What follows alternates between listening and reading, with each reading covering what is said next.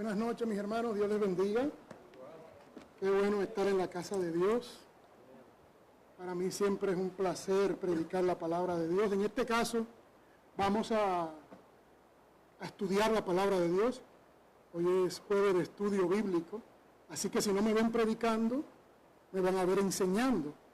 Aunque a veces me van a ver predicando y exhortando también, ¿no? Lo mezclo a las dos. Pero vamos a estudiar la palabra de Dios. Señores, mañana es feriado, ¿verdad? Mañana es 4 de julio. O sea que podemos darle duro a esto esta noche. Tenemos tiempo. ¿Ah? Bueno, vamos a estudiar duro la palabra. Vamos a orar. Gracias, Señor, por tu palabra. Gracias, Padre, porque ¿qué sería de nosotros sin ti, sin tu palabra, Señor, en un mundo de oscuridad? Padre, ayúdanos a esta noche, primero que nada, glorificar tu nombre, y segundo, aprender de tu palabra, y salir de aquí con entusiasmo, de buscar en tu palabra, ver tus misterios, Señor, y crecer en ti, en tu palabra, tener intimidad contigo, y sobre todo, Padre, el anhelo de todos nosotros de predicar el Evangelio, porque estamos viviendo tiempos difíciles, y creo que nos estamos acercando a la culminación de los tiempos, y por tal razón, Padre, el Evangelio es urgente. Gracias, Señor. En el nombre de Jesús lo pido. Amén. Amén. Vamos, el título del estudio de esta noche, mis hermanos, son los 8 misterios divinos revelados en el revelados en el Nuevo Testamento. Son 8 misterios revelados en el Nuevo Testamento. La palabra misterio viene, nuestra palabra en español, ¿no? Misterio. Y en inglés precisamente, mystery, viene del griego mysterium, que significaba en el griego clásico como una cosa, algo oculto, una enseñanza secreta, algo oculto. Pero en el Nuevo Testamento, en el griego del Nuevo Testamento, la palabra misterio no significa eso. Significa algo que no fue revelado en el Antiguo Testamento. O sea, cualquier cosa que no, de ninguna manera, haya sido revelado en el Antiguo Testamento, corresponde a un misterio, ¿no? Revelado en el Nuevo Testamento. Ese es el uso técnico de la palabra misterio en el Nuevo Testamento. La definición anterior, la definición que le acabo de dar, que misterio es algo que no se dio antes en el Antiguo Testamento y sí se va a revelar ahora en el Nuevo Testamento, viene de 6 pasajes clave que yo se lo di en la hojita que les pasé. Se lo voy a simplemente a parafrasear. Esos pasajes clave para tener esta definición está en Mateo 13, que es cuando el Señor Jesús señala el misterio, el reino misterio, o el misterio del reino, ¿no? El Señor Jesús señala e indica y habla que va a venir una etapa de los misterios del reino. En el versículo 11. En el versículo 35 dice que va a hablar cosas escondidas desde la fundación del mundo, haciendo referencia al Salmo 78:2. Dice así: hablaré cosas escondidas desde la fundación del mundo. Por lo tanto, mis hermanos, un misterio es algo escondido desde la fundación del mundo. En Romanos 16, 25 y 26, dice así: según la revelación del misterio que había sido oculto desde los tiempos de la eternidad. Y ahí viene la definición. El misterio es algo que ha sido oculto desde la eternidad pasada. El tercer pasaje es el 1 Corintios 2:7. Dice así: mas hablamos sabiduría de Dios en misterio, la sabiduría que había sido oculta, la cual Dios predestinó antes de los siglos para nuestra gloria. O sea, misterio es esta sabiduría que estaba oculta y Dios predestinó para nuestra gloria. En Efesios 3, 4 y 5, dice el misterio de Cristo, la cual en otras generaciones no se dio a conocer a los hijos de los hombres, como ahora es revelada a sus santos apóstoles y profetas. O sea, hermanos, como pueden ver, la definición de misterio es algo oculto, algo que ha estado escondido de la fundación del mundo, algo que no fue revelado a los santos del Antiguo Testamento, pero que ahora, en el Nuevo Testamento, ha sido revelado primero a los apóstoles y profetas del Nuevo Testamento, y ellos nos lo han transmitido a nosotros, ¿no? El quinto pasaje, Efesios 3:9, para hacer ver a todos los hombres cuál es la dispensación del misterio que desde los siglos estaba escondido en Dios. O sea, el misterio estaba escondido en Dios y ahora puede ser conocido por nosotros los hombres. En Colosenses 1:26 es el sexto pasaje donde sacamos esta definición de qué es lo que es un misterio en el Nuevo Testamento. Dice, el misterio que ha estado escondido por los siglos y generaciones y ahora ha sido manifestado a sus santos. O sea, como podemos ver, hermano, un misterio es algo que ha sido escondido desde la eternidad, que no podía saberse, nunca se supo en el Antiguo Testamento, y ahora es dado a los apóstoles y profetas mediante los cuales ellos edificaron la iglesia. Edificaron la iglesia, nos dieron la revelación en el Nuevo Testamento, edificaron, pusieron las bases de la iglesia. La roca es Cristo, y ellos como buenos arquitectos pusieron el fundamento, la zapata de la iglesia, ¿no? El misterio puede ser conocido por nosotros a través del Espíritu Santo.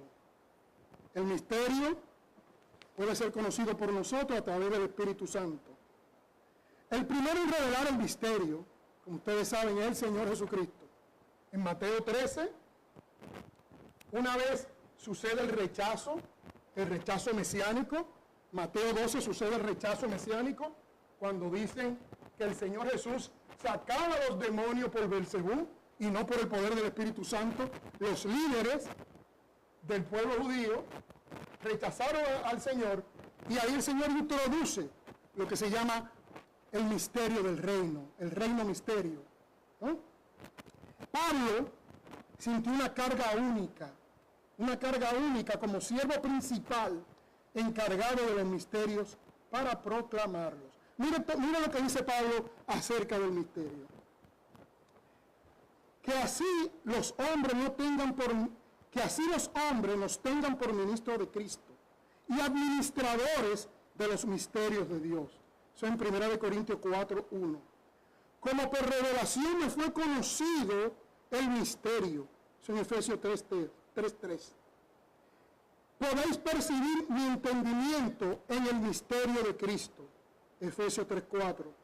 A mí, que soy menos que el más pequeño de todos los santos, me fue dada esta gracia de hacer ver a todos cuál sea la dispensación del misterio. Efesios 3:8 y 9. Dar a conocer con denuedo el misterio del Evangelio, del cual soy embajador en cadenas, para que en ella hable con denuedo como debo de hablar. Efesios 6:19-20. Orando también por nosotros, para que Dios nos abra puerta a la palabra, para proclamar el misterio de Cristo, por el cual también estoy preso, para manifestarlo como debo hablar. Interesante, el apóstol Pablo es el encargado principal de los apóstoles en revelar el misterio. El uso de la palabra misterio en el Nuevo Testamento se encuentra 28 veces. 28 veces encontramos la palabra misterio en el Nuevo Testamento. Una en cada evangelio sinóptico, o sea, en Mateo, Marcos y Lucas. Mateo 13:11, Marcos 4:11 y Lucas 8:10. El apóstol Pablo la usa 21 veces en sus epístolas, que es el principal usuario. Y finalmente en el libro de Apocalipsis la encontramos 4 veces.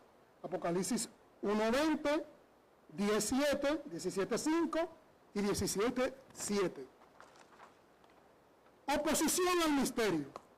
Satanás siempre se opone al evangelio, se opone a los asuntos de Dios. Dice bien claro en Marcos 13, Jesús declaró en Marcos 13, en los versículos 3 y 7 y 18 a 22, que Satanás tiene una oposición especial al reino de los misterios, al reino de Dios. Y quiere mantenernos alejados de la enseñanza de Dios, que nos distraigamos, hermano, en esa enseñanza superficial, en esa enseñanza de emociones, y no nos concentremos en las Escrituras. Dice en 1 Corintios 2, 6, 8, Pablo afirma que el mundo se opone al misterio porque no entiende. Pablo es fue el encargado debido a la oposición satánica del misterio. Fue encarcelado. Eso está claro en Efesios 6, del 19 al 20. Y Colosenses 2, 2 y 4. La comprensión del misterio. ¿Cómo podemos comprender el misterio? El misterio solamente puede ser comprendido por los hijos de Dios, por los que tienen el Espíritu Santo. En el mismo Mateo 3 el Señor dice, a ustedes les es dado conocer los misterios del reino, pero a ellos no. O sea, el misterio es dado a nosotros, a los hijos de Dios. En 1 Corintios, hermanos, 2, 6 al 3, 3, 1 Corintios 2, versículo 6 y hasta el capítulo 3, versículo 3, dice que hay cuatro clases de personas relacionadas a conocer el misterio. La primera es el hombre natural. El hombre natural es el hombre no salvo, ¿no? Esta persona jamás puede conocer el misterio. No hay manera, no tiene la capacidad de entender el misterio. Luego está la segunda persona, el bebé en el Mesías. El bebé en el Mesías es el recién convertido que comenzó a estudiar la palabra y está en la leche, está bebiendo la leche, está comenzando con los fundamentos, pero todavía no está listo para conocer a capacidad el misterio. Luego tenemos al hombre carnal, en capítulo 3 del 1 al 3. Usted no me lo va a creer, hermano, pero el hombre carnal es un creyente que ha pasado muchos años en el Evangelio y no ha crecido. Se ha mantenido como si fuera un bebé en el Evangelio. Peor, las cosas de este mundo lo han atraído de manera tal que, debiendo ser ya maestros, pues necesita volver a los rudimentos del Evangelio. Y por último, hermano, está la cuarta categoría, la cuarta persona relacionada al misterio, que es el hombre espiritual. El hombre espiritual es aquel que entiende el misterio, que se ha dedicado a estudiar la palabra, que conoce de Dios, que tiene disciplina. Porque para entender los misterios de Dios hay que tener disciplina, dedicación, hermanos. Esos son los cuatro tipos de personas que podemos relacionar con relación al misterio. Hay tres pasajes clave, se los voy a mencionar rápidamente, solamente voy a hablar de par de ellos. Tres pasajes claves que nos ayudan a cómo comprender el misterio. Isaías 8:16 y versículo también 19:20. Dice claro que para poder entender el misterio hay que estudiar la palabra de Dios. Es estudiando la palabra de Dios.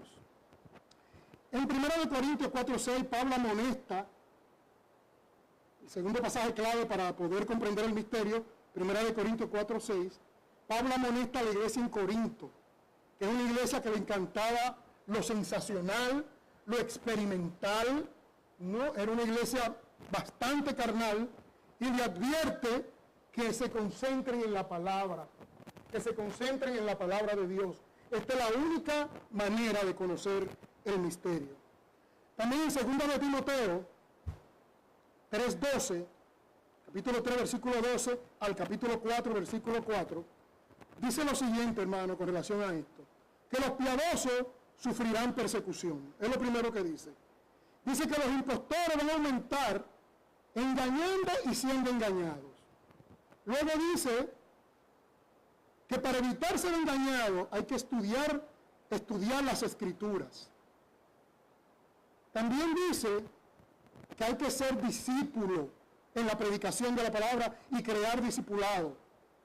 Y también nos dice que tenemos que contrarrestar los falsos maestros. Pablo predijo, capítulo 4, de 2 de Timoteo, del 3 al 4, porque vendrán tiempos cuando no sufrirán la sana doctrina. Está hablando aquí de creyentes, hermanos. Tal vez bebés en el Señor, o no bebés en el Señor, hermanos carnales, vamos a ponerlo así. Vendrá tiempo cuando no sufrirán la sana doctrina. Por lo tanto, correrán hacia los maestros que les rascan los oídos con comezón. Amados hermanos, yo soy de los partícipes, o de los que digo, que hay falsos maestros, mis hermanos, porque hay falsos cristianos que los siguen.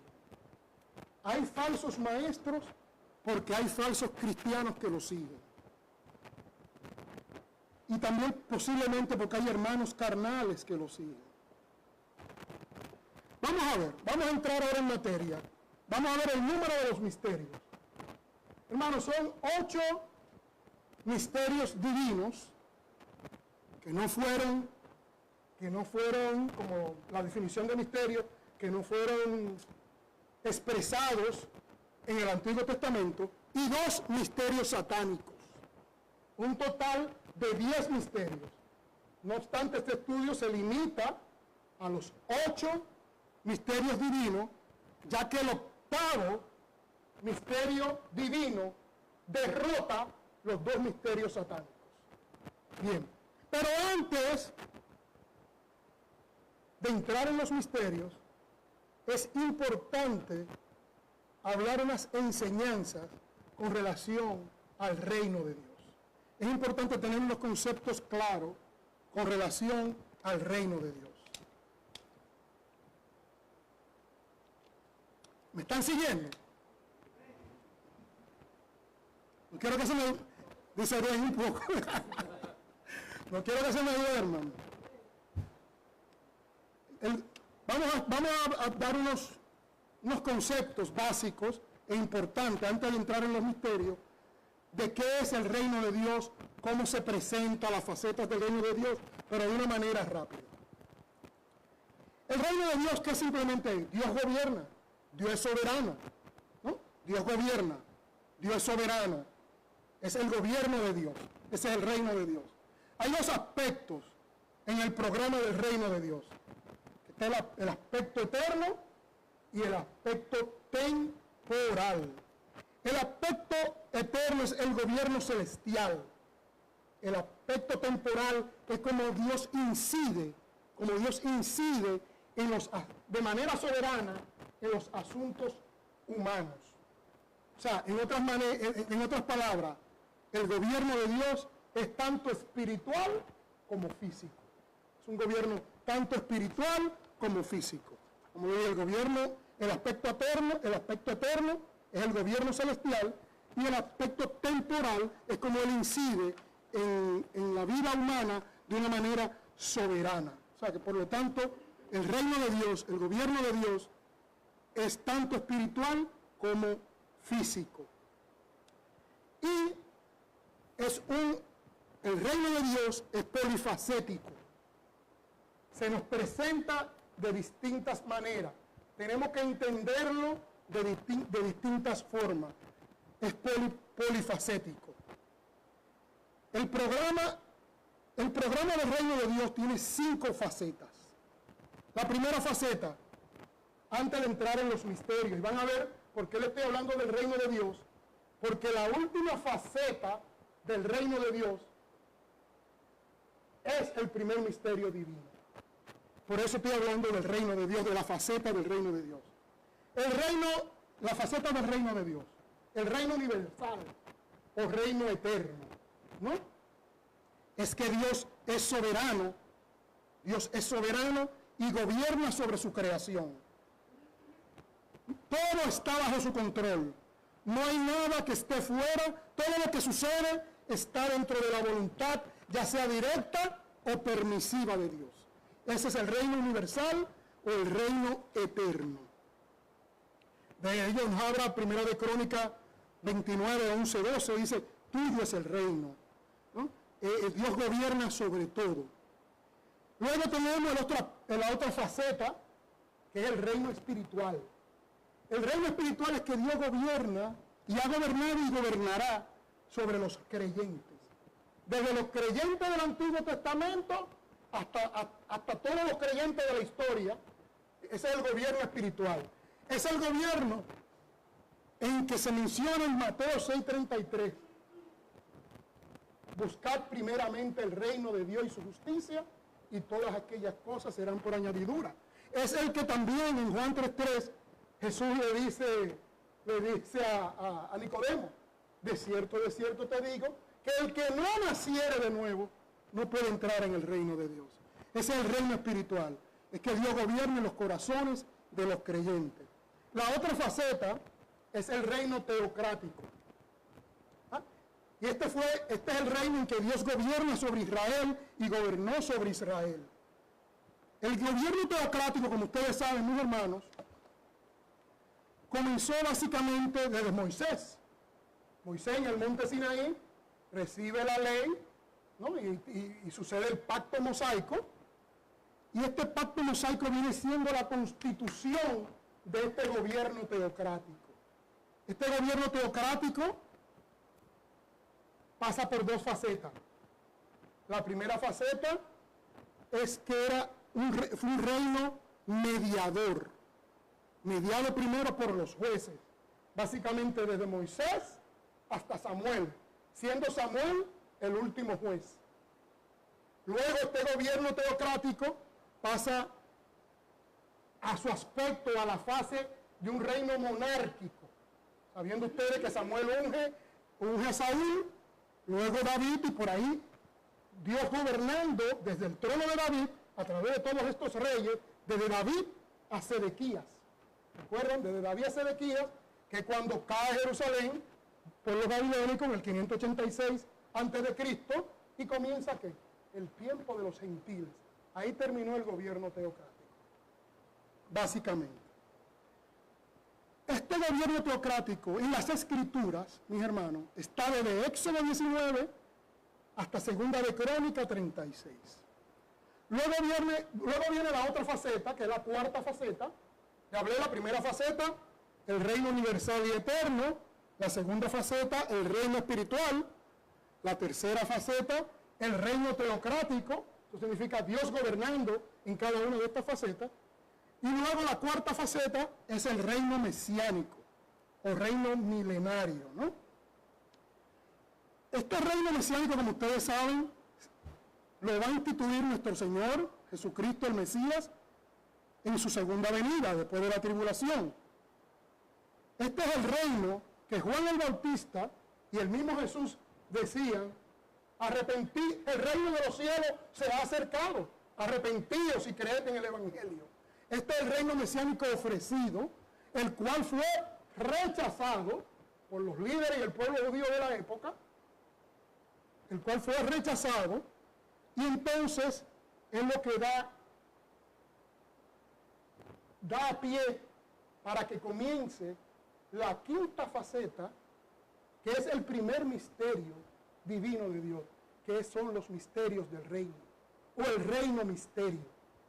A ver el rechazo del Mesías, para ver el rechazo del Mesías, desde el punto de vista humano, se atrasa el reino mesiánico, pero desde el punto de vista divino, todo estaba bajo el plan de Dios. El Mesías tenía que morir, tenía que hacer la expiación de nuestros pecados, ¿no?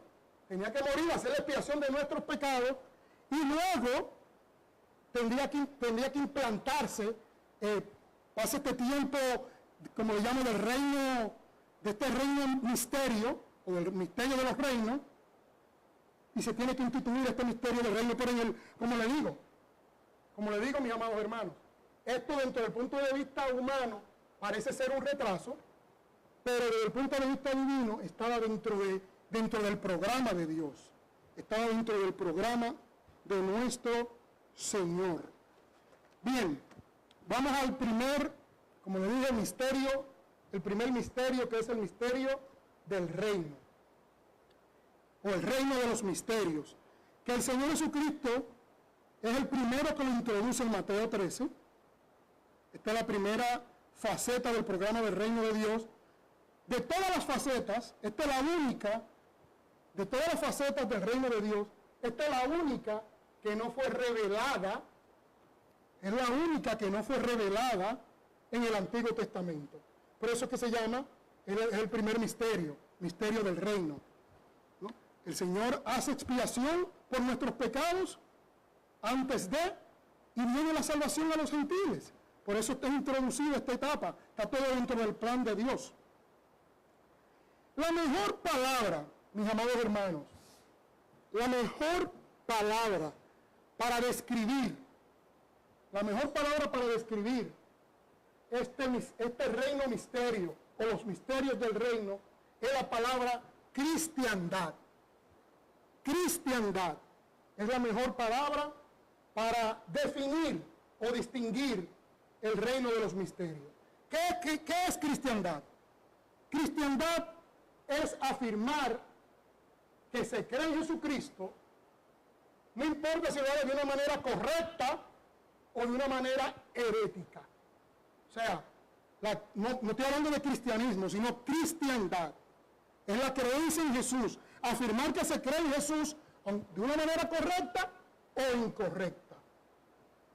Y esa es la mejor palabra que define el reino misterio. Hay 9 parábolas, mis amados hermanos, hay 9 parábolas distribuidas en Mateo 13, Marcos 4 y Lucas 8, que describen la naturaleza de este reino misterio, o los misterios del reino. Yo le voy a dar simplemente un resumen rapidito de estas 9 parábolas, rápido, para que ustedes vean cómo es los misterios del reino, o este reino misterio, que es el primer misterio divino. ¿Se recuerdan la primera parábola? La del sembrador. Se dice que se siembra la semilla, ¿no? El evangelio. Se va a sembrar el evangelio a lo largo de esta era. La segunda parábola es que esta semilla crece por sí misma. O sea, tiene una energía divina del Señor y crece por sí misma a lo largo y brota para vida a lo largo de la era. La tercera parábola es la de la cizaña, que hay una siembra verdadera, pero también está imitada por una siembra falsa, una contrasiembra. O sea, están los justos y están los que se quieren pasar por justos. O sea, el trigo y la cizaña. Entonces viene la cuarta parábola. Todo esto sucede en esta era, en la era de la iglesia. La era de la iglesia, hermanos, mis amados hermanos, no es en sí el reino misterio, pero es la parte importante, primordial en el reino misterio. ¿Por qué? Porque el reino misterio comienza desde el rechazo de Jesús hasta la aceptación de Jesús en su segunda venida. O sea, comprende desde antes de la iglesia, en el periodo intertestamentario, todo el periodo de la iglesia y la tribulación, al final cuando Jesús es recibido, que ellos mirarán a quien traspasaron, ¿no? Y entonces, todo este periodo es el periodo del reino misterio, que principalmente la parte central es la iglesia, ¿no? La cuarta parábola es la semilla de mostaza. Dice que lo que nos quiere decir con esto es que este reino misterio asumirá unas enormes proporciones. Va a crecer, la cristiandad va a crecer de una manera increíble, va a ser un monstruo de cristiandad. Va a tener unas proporciones increíbles. La quinta parábola es de la levadura, que está marcada por una corrupción doctrinal interna. O sea, dentro de esta cristiandad, habla en esta de la levadura que hay 3 medidas de harina. Estas 3 medidas de harina, grandes teólogos han indicado que es como se ha dividido la cristiandad en nuestros tiempos. catolicismo romano, la ortodoxia oriental y el protestantismo. Esas son las tres masas de harina en esta cristiandad. Y en cada una de ellas, mis amados hermanos, a mayor nivel o a menor nivel, hay falsas enseñanzas. Hay falsas enseñanzas. La sexta parábola, el tesoro. El tesoro, varios versículos indican que señala a Israel. El Señor ganará un remanente de Israel, el tesoro. La séptima parábola es la segunda cara de la moneda, que habla de la perla. ¿Quiénes son esos? Los gentiles. También el Señor llamará a un pueblo gentil para que crean en su nombre, como dice Hechos 15. Y la novena parábola es la parábola del padre de familia, donde dice que el reino misterio tiene muchas similitudes con otras de las facetas del reino de Dios, tienen bastantes similitudes con otras facetas y muchas diferencias con los otros programas del reino de Dios. Pues eso es en resumen las 9 parábolas que definen bien esta cristiandad, por así decirlo, este reino misterio. El segundo misterio divino es el misterio de las 7 estrellas y los 7 candelabros de oro, Apocalipsis 1:20. Dice claro, no se lo voy a leer, pero dice claramente lo que quiero decir es lo siguiente. El misterio es el hecho de que cada iglesia local tiene un ángel guardián, mis hermanos. Cada iglesia local tiene un ángel guardián. Esto es una verdad que no estaba nunca vista en el Antiguo Testamento. También habla de los candelabros. El candelabro, como usted sabe, el menorá, representa a Israel. No obstante, el misterio aquí es el hecho de que estos 7 candelabros individuales simbolizan 7 iglesias locales. Básicamente, este es el segundo misterio. El misterio de las estrellas, que la estrella simbólicamente representa un ángel, y los 7 candelabros. El tercer misterio. ¿Están conmigo? ¿Ustedes creen que podemos terminar los 8? Solo hay un amén, vamos a tenerlo en el cuarto entonces. El tercer misterio es el del cuerpo. Sencillo, lo estoy resumiendo. Dice así la palabra, el contenido de este misterio es que los creyentes judíos y gentiles están unidos en un solo cuerpo. Usted puede ver esto en Efesios 3, del 1 al 12. El misterio es ese, que el contenido de este misterio es que los creyentes judíos y gentiles están unidos en un solo cuerpo. Eso usted lo puede ver ahí en el versículo 6 de Efesios 3. Y esto es lo que constituye el nuevo hombre. Eso usted lo puede ver en Efesios 2:15. El misterio que previamente no fue revelado fue el hecho de que los creyentes judíos y gentiles forman una nueva entidad, forman el cuerpo del Mesías, la iglesia. Vamos a ver el cuarto misterio.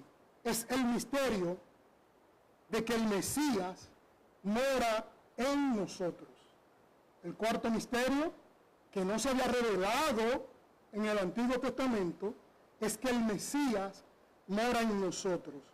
En el versículo, esto está en Colosenses 1, del 24 al 29. Colosenses 1, del 24 al 29. En el versículo 27, pasa a discutir el objeto y el contenido del misterio.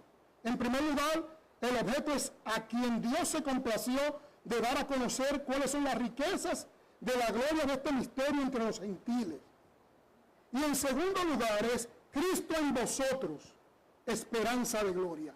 Eso es lo que está diciendo, Cristo en nosotros, esperanza de gloria. Cristo habita en nosotros. Claramente, como usted lo puede buscar en Juan, en el Evangelio de Juan, 14:20, donde también claramente se indica que Cristo está en nosotros. Cristo está en nosotros. Miren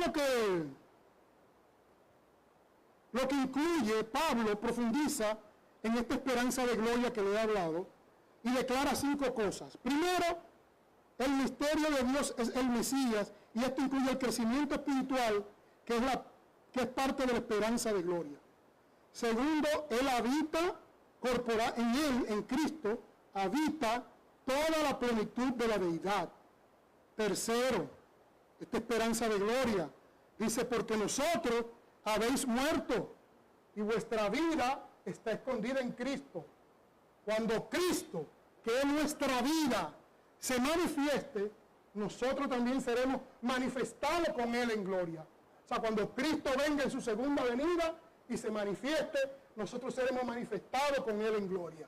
Pero este misterio, hermano, es que Cristo habita en el creyente, en nosotros. Eso fue algo, nunca se dijo esto, que el Mesías iba a habitar. Sí se sabía del Mesías, obviamente, en el Antiguo Testamento, pero nunca se dijo que el Mesías iba a habitar en el creyente. El quinto misterio es el misterio de la iglesia, como esposa del Mesías. Eso lo puede ver en Efesios 5, del 22 al 23. Efesios 5, del 22 al 23. Entonces, no vamos allá, pero ustedes recuerdan que hay una comparación y una analogía entre Cristo y la iglesia y el marido y la esposa. Y mire cómo dice. Finalmente, en el versículo 32, Pablo revela el contenido del misterio. La declaración es que este misterio es grande. Pablo declara, habla respecto de Cristo y de la iglesia. O sea, después de haber dicho todo lo relacionado al marido y a la mujer, al esposo y la esposa, Pablo dice en el versículo 32, declara, habla respecto de Cristo y de la iglesia. O sea, en otras palabras, la iglesia como esposa del Mesías es el misterio. La iglesia como esposa del Mesías es el misterio. El sexto, Tomás, vamos a llegar a los 8. Tomás me dijo, papi, vamos a ver si quedamos 4 hoy, 4 en la próxima. Pero vamos a llegar a los 8. El sexto misterio es el misterio de la traslación de la iglesia. O sea, el misterio del arrebatamiento de la iglesia. Primera de Corintios 15, 50 al 58. Eso no lo vamos a buscar. Entiendo que todos aquí lo hemos estudiado. Y en el versículo 51 dice Pablo, declara, he aquí os digo un misterio. O sea, mis hermanos, la segunda venida de Cristo nunca fue un misterio. En el Antiguo Testamento hay más referencia a la segunda venida de Cristo que en el Nuevo Testamento. El misterio es, hermano, que va a haber una generación de creyentes que no va a haber muerte, que serán trasladados, serán arrebatados. ¿Cómo? En un momento, en un abrir y cerrar de ojos, a la final trompeta. Este es el misterio. Este es el contenido del misterio. Hermanos, el séptimo misterio. El séptimo misterio es el endurecimiento parcial de Israel. El endurecimiento parcial de Israel. Hermanos, para comprender este misterio, hay que estudiar Romanos 9, 10 y 11. Yo aquí lo que estoy tratando de dar son unas pinceladas, ¿no? Un resumen general, porque todo esto que yo le estoy dando aquí es como más de un año de estudio, realmente mucho más de un año de estudio. Pues el séptimo misterio, como le dije, es el endurecimiento de Israel. Como ustedes saben, en el capítulo 9 de Romanos, habla de la soberanía de Dios, en la elección. Dios elige a Israel. Capítulo 10, capítulo 9, capítulo 10, habla del rechazo. O sea, cómo Israel rechaza al Mesías y cómo ellos tropiezan con el Mesías. Cómo ellos entienden que para hallar la salvación fueron a través de la ley. no sabiendo que la ley era un ayo para llevarlo al Mesías. O sea, la ley nunca fue para salvación. En todas las épocas, la salvación siempre ha sido por gracia, por medio de la fe. Y ellos buscaron la salvación a través de la ley y por tal razón tropezaron en el Mesías. Y en el capítulo 11, que es donde se declara el misterio, el Señor claramente dice que Él los va a injertar de nuevo en el olivo. O sea, esto sucede para que nosotros los gentiles entráramos en el olivo, en las bendiciones de Dios. Esto no es el misterio todavía. Recuerden que nosotros los gentiles, de que los gentiles iban a venir a creer en Cristo, a creer en Dios. Eso está vaticinado desde el Antiguo Testamento, Génesis 12:3, en Abraham, dice, en ti serán benditas todas las naciones de la tierra. En Isaías 49 habla claramente que los gentiles iban a venir a Cristo, iban a venir a Dios también. El misterio es este endurecimiento parcial de Israel. Y vamos a buscarlo en el capítulo 11 de Romanos. Dice así, el versículo 25 del capítulo 11 tiene el contenido del misterio. El misterio dice, cuando haya entrado la plenitud de los gentiles, entonces todo Israel será salvo. ¿Qué significa esto, hermano? Plenitud, pleroma en el griego. Cuando haya entrado este número fijo de gentiles, este número que ya Dios tiene en su conocimiento a través del arrebatamiento, cuando haya entrado la plenitud de los gentiles, entonces todo Israel será salvo. Cuando dice todo Israel, mis hermanos, es el remanente fiel del Señor. Todo Israel será salvo. Y este es el séptimo misterio. El octavo misterio. Este es el más largo. Lo voy a tratar de darlo rapidito. El octavo misterio se encuentra, mis amados hermanos, el octavo misterio se encuentra en Apocalipsis 10, del 1 al 7, que es el octavo misterio divino, y esto es lo que hace que derrota los dos misterios satánicos. Hay dos misterios satánicos que se los voy a decir rápidamente. Uno es en Apocalipsis 17, donde habla de la ramera. He aquí su nombre, un gran misterio, un misterio. Babilonia la grande, la reina de las rameras. Y en el versículo 7 dice claramente que esta Babilonia la grande es un sistema religioso que va a estar, esta ramera va a estar sobre la bestia, sobre el anticristo, y va a corromper lo que es la verdadera religión que dice Santiago, que la verdadera religión es servir, ¿no? Santiago dice que la verdadera religión es buscar, servir a los huérfanos, a las viudas, estoy parafraseando, y la verdadera religión es servir, no ser servido. Entonces esta ramera, que este sistema religioso ecuménico de los primeros 3 años de la tribulación, va a estar sobre la bestia, o sea, va a tener todo el poder religioso y el poder político. Es la que va a perseguir a nuestros hermanos en la tribulación. Este es el primer misterio satánico. El segundo misterio satánico está en 2 Tesalonicenses capítulo 2, y es aquí el misterio de la iniquidad. Es el misterio del anticristo, que todavía no se puede manifestar porque hay algo que lo detiene. ¿Qué es lo que lo detiene? Lo detiene no el Espíritu Santo, el ministerio del Espíritu Santo a través de su iglesia. Eso es lo que detiene que el anticristo se manifieste. Porque el Espíritu Santo, cuando la iglesia se vaya, no es que el Espíritu Santo se va de la tierra. El Espíritu Santo es omnipresente, está en todas partes.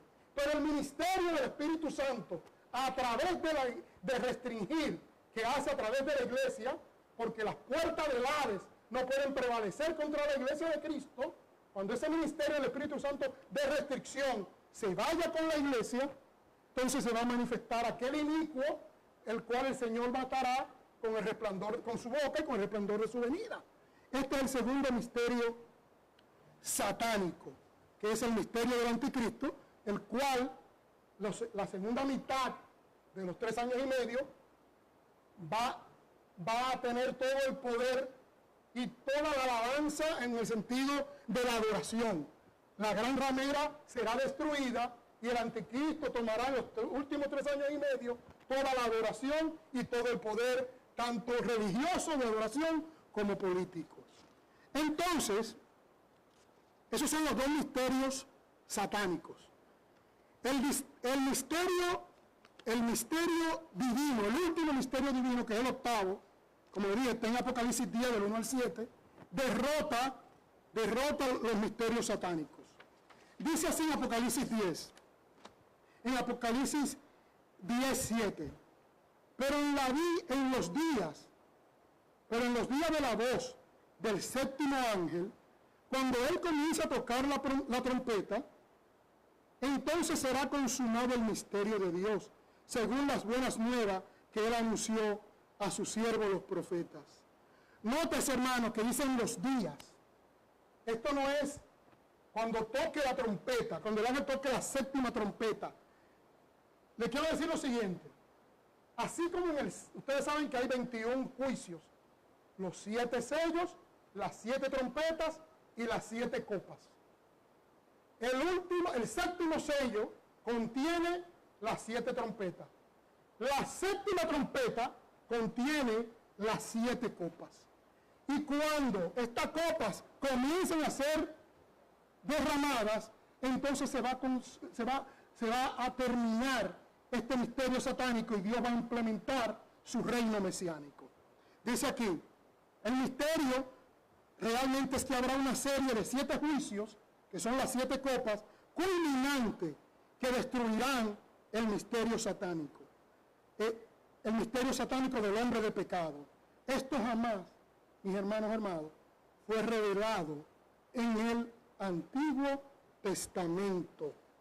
Le voy a dar una cita, puede buscar Apocalipsis 11:15, y para que usted esté claro de que esta séptima trompeta contiene las 7 copas finales, usted puede leer Apocalipsis 15, versículo 1, que dice que vino 7 ángeles con las 7 plagas postreras, porque en ellas se consumaba la ira de Dios. O sea, así como dice que con la séptima trompeta se iba a consumar la ira de Dios, y esto es con las 7 copas, ahí que usted se da cuenta que la séptima trompeta contiene las 7 copas.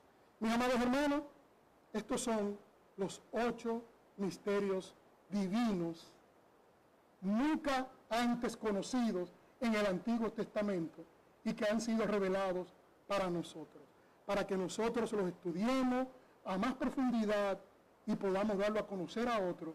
Y lo más importante, tenemos que ir, esto para nosotros profundizar, porque nosotros estamos aquí en comiendo la carne, no la leche, sino la carne de la Escritura, o sea, comiendo lo profundo de la Escritura, pero tenemos que ir al pueblo con el simple evangelio de Cristo.